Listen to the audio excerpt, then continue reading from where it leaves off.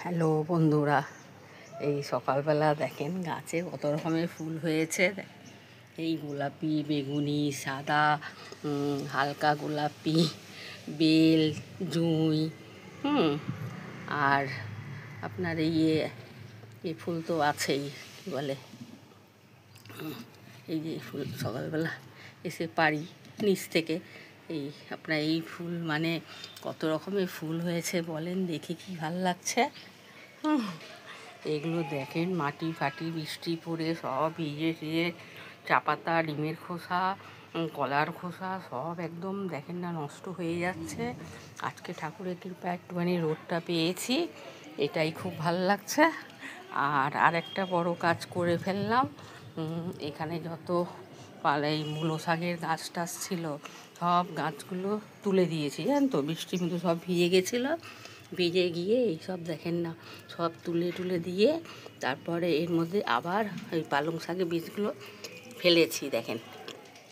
আর বৃষ্টির জলে দেখেন ফেলা মাত্রই মানে কি গাছ উঠে গেছে।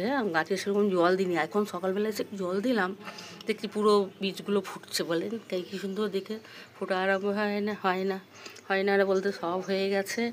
আর এখানেও যত ছিল এখানে একটুখানি ধনে পাতা ফেলেছে। আর আপনার এখানে তো ওই যে পালং শাক, লাল শাক হয়েছিল, সবই নষ্ট হয়ে গেছিলো।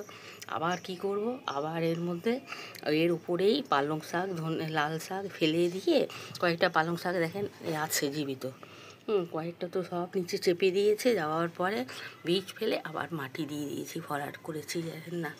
তারপরে এই কী বলে, এই গাছের গাছগুলো এনেছিলাম, গাছগুলো সব চন্দ্রমল্লিকা হোক যা গাঁদা হোক, এগুলো খুব ভালোই আছে দেখছি। আজকে এখন একটুখানি এলাম, দেখছি খুব কড়া রোদ হয়েছে, পাতাগুলো দেখেন না কীভাবে মেলে গেছে।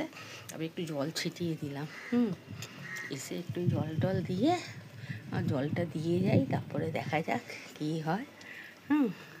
তারপরে এইসব করে একটু করে দিলাম যাতে গাছপালা একটু শান্তি পাক বাবা। আর বৃষ্টির মধ্যে আর ভালো লাগছে না, জানেন তো। সব মূলো শাকটা জেনেই ফেলে দেখছি না এক একটা করে পচে যাচ্ছে, সেই আপনাদের দেখিয়েছিলাম না, সব পচে যাচ্ছে।